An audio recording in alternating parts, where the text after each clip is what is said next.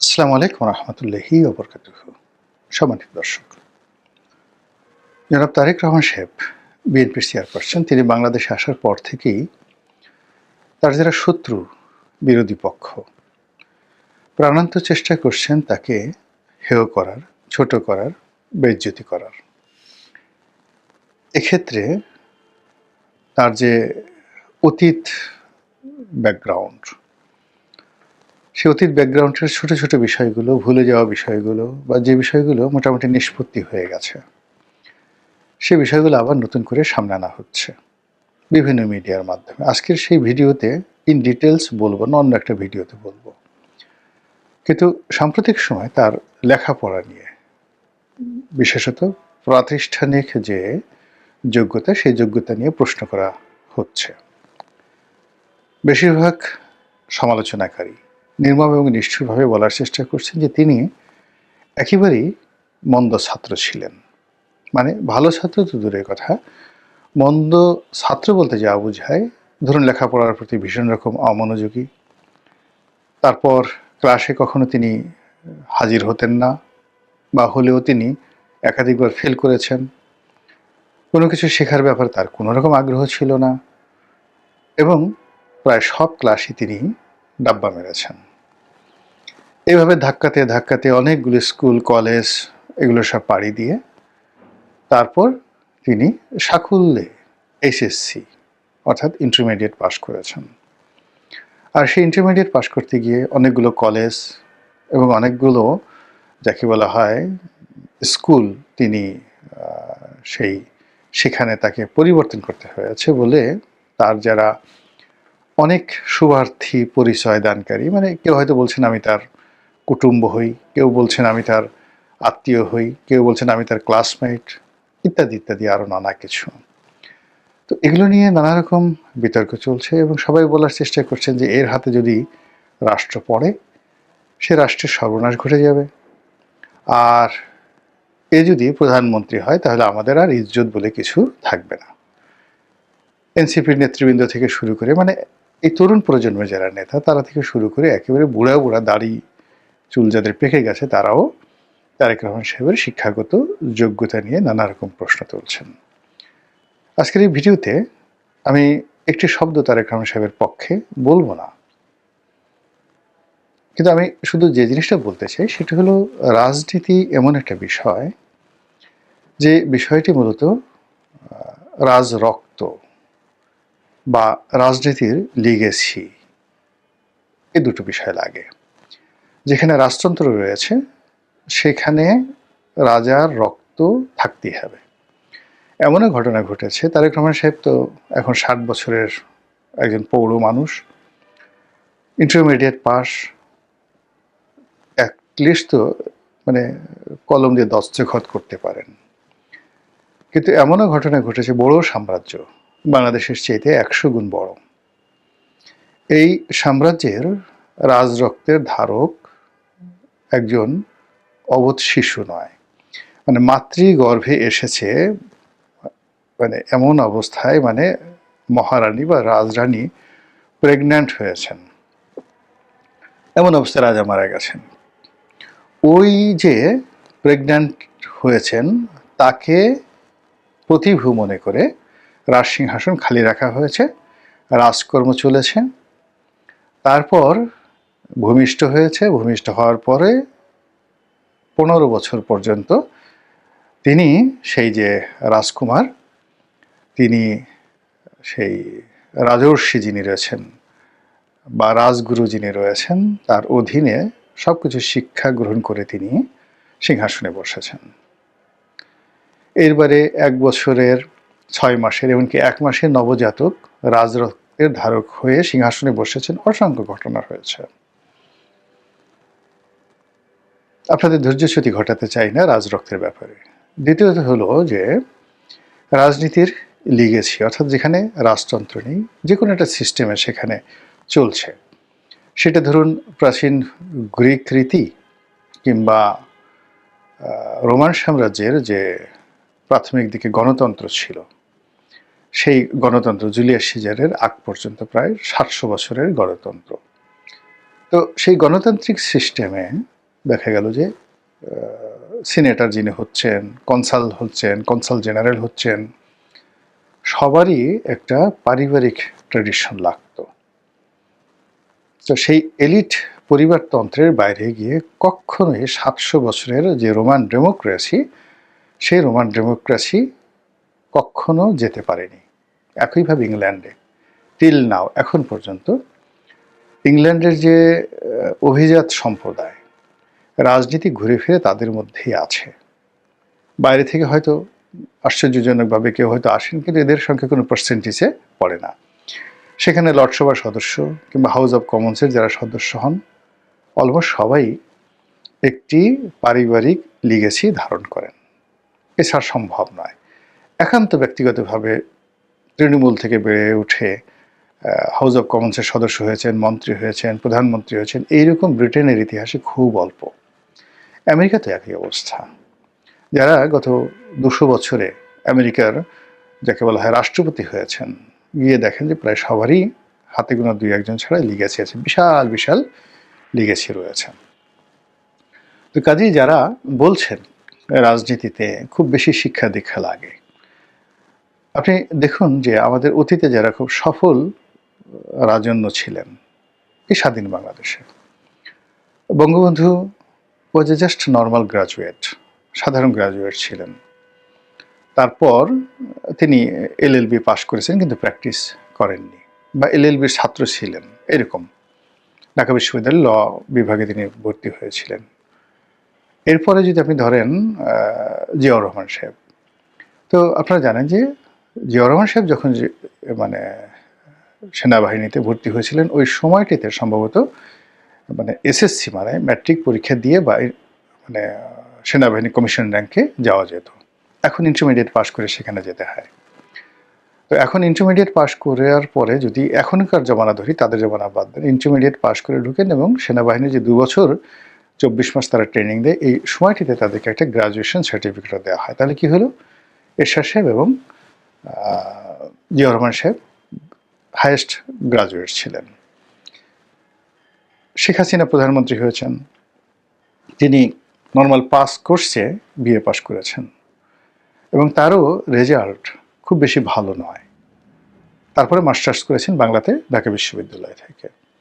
আর বেগম খালেদা জিয়া শুধুমাত্র SSC pass. এখন শুধুমাত্র এসএসসি পাস বেগম খালেদা জিয়া, আপনি গিয়ে দেখেন যে তিনি যে রাজনীতিতে সফল হয়েছেন এবং সেই এসএসসি পাস হওয়ার কারণে তার ক্যাবিনেটে আশেপাশে যত শিক্ষিত, সম্ভ্রান্ত, মর্যাদাবান লোকজনের সমাবেশ তিনি ঘটাতে পেরেছিলেন, তার সঙ্গে কেবলমাত্র বঙ্গবন্ধুর ক্যাবিনেটের তুলনা করা যেতে পারে। অর্থাৎ যে কোনো ক্যাবিনেটের চাইতে বেগম জিয়ার ক্যাবিনেট লেখাপড়া জানা, শিক্ষিত, সজ্জন, রাজনীতি বিশারদ ছিলেন।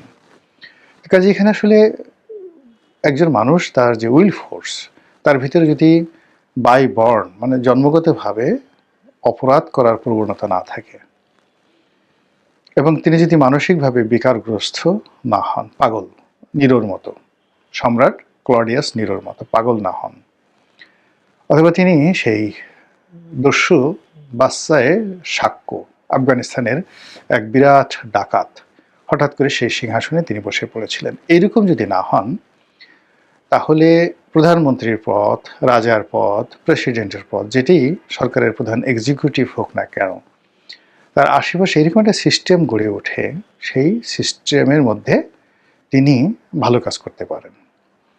এখানে যে কোনো সরকারের প্রধান ব্যক্তি, তাকে যদি ভালো করতে হয়, সবার আগে তার এ গ্রুপ অফ জুয়েলস লাগবে, 9 জুয়েলস, 10 জুয়েলস বা 12 জুয়েলস।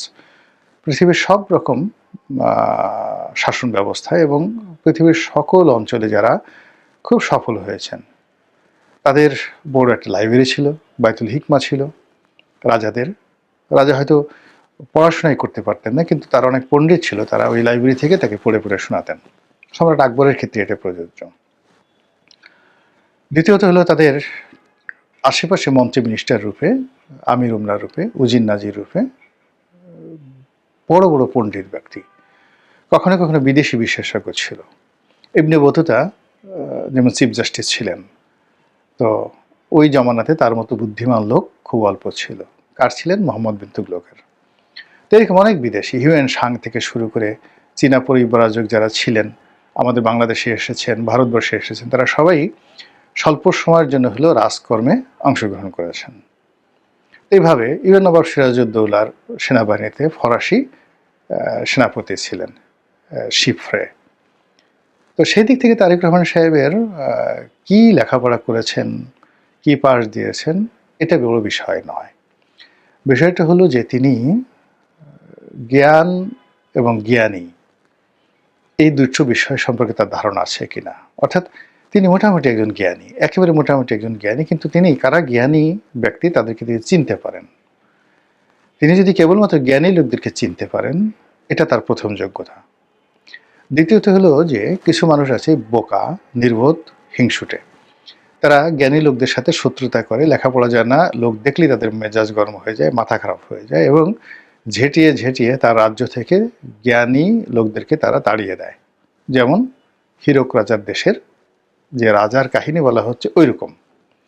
তো তারেক রহমান সাহেব তার আশেপাশে যারা আছেন, আপনি তাদের শিক্ষাগত যোগ্যতা দেখেন, পরিবেশ দেখেন, পরিস্থিতি দেখেন, সেখানে কি মনে হয় যে তিনি কি জ্ঞানী গুণী লেখাপড়া জানা মানুষ তাদেরকে অবজ্ঞা করেন, অপমান করেন, দূর দূর করে তাড়িয়ে দেন, নাকি তাদের একটা সমাবেশ ঘটান?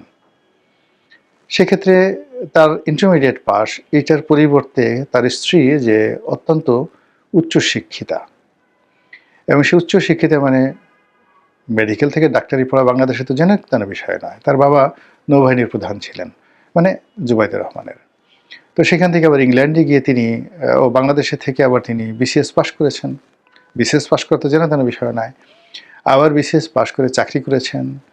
বিদেশে গিয়ে আবার উচ্চতর ডিগ্রি নিয়েছেন, সেটা এফসিপিএস ডিগ্রি বা ডক্টরেট ডিগ্রি, যে কোনো একটা ডিগ্রি তিনি সেখানে নিয়েছেন। এবং ইংল্যান্ড থেকে ডক্টরেট করা বা এফসিপিএস করা, এফআরসিএস করা, যে উচ্চতর ডিগ্রিগুলো রয়েছে, এগুলো চারটিখানি কোনো বিষয় নয়, সেই কাজগুলো তিনি করেছেন।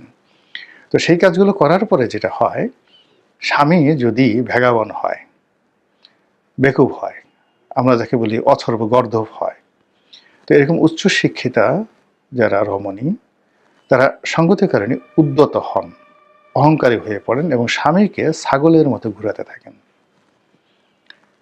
এখন এক্ষেত্রে তারেক রহমান সাহেব এবং বেগম জুবাইদা রহমান, তাদের দুজনের আপনি রসায়ন দেখেন।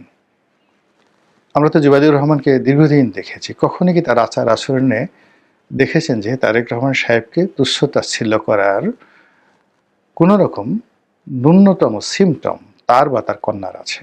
তার কন্যাও তুচ্ছ শিক্ষিতা, তিনি ব্যারিস্টার অ্যাট ল। তো আপনি শিক্ষা এমন একটা জিনিস, আর শিক্ষা এটা মানুষকে প্রচণ্ড অহংকারী করে তোলে।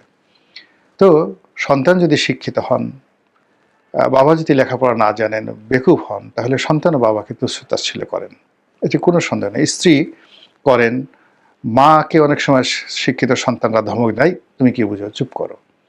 তো সেই ক্ষেত্রে তারেক রহমান সাহেবের সঙ্গে তার যে পারিবারিক যে বন্ডেজগুলো রয়েছে, পরিবারের যে কজনই তার আত্মীয় স্বজন আছে তাদের সঙ্গে তার যে সম্পর্কটা, সেখানে আপনি দেখুন যে তারেক রহমান সাহেবের মর্যাদাটা কি অসম্মানিত, বা যাকে বলা হয় আপনার কাছে খুব অসামঞ্জস্যপূর্ণ মনে হয় কিনা।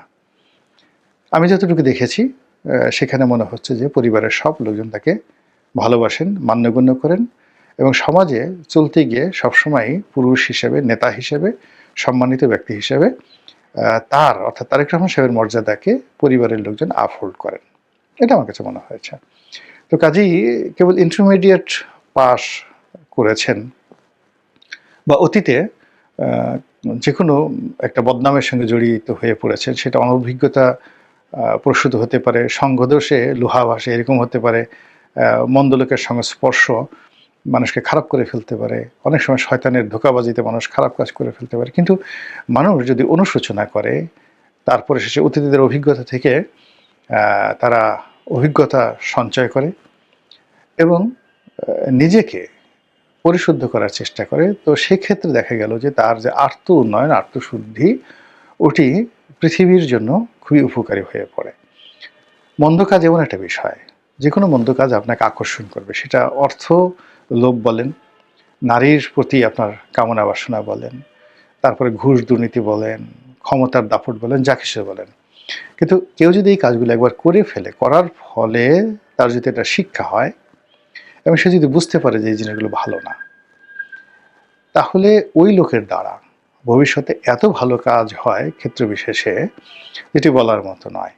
তো এক্ষেত্রে যারা বদনাম করতে চান তাদের কাছে যদি ওরকম তথ্য উপাত্ত থাকে, তাহলে বলতে পারেন যে না, সেই কাজগুলো সে এখনো করছে। আর যদি তথ্যপত্র না থাকে, যদি বদনাম মনে করেন যে কারো বিরুদ্ধে গীবত করা এটা একটা কবিরা গুনাহ,